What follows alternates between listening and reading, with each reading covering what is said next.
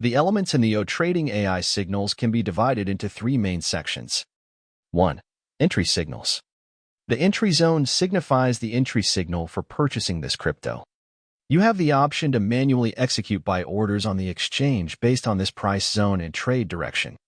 TP1, TP2, and TP3 represent three progressively increasing take-profit exit signals, with each signal corresponding to a profit ratio higher than the previous one. 2. Take-profit signals.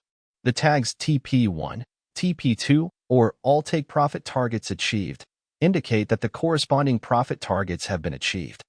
You have the option to manually close positions either partially or entirely on your exchange.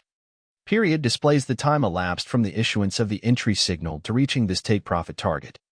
3. Trailing stop. Signals marked with trailing stop indicate a stop signal. Upon receiving such a signal, it signifies a market trend reversal, and it is advisable to close all positions for stop.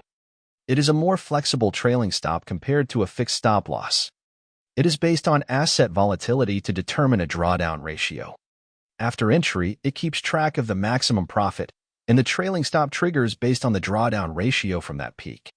This method better fits each asset's volatility and helps capture trend reversals for a well-timed trailing stop.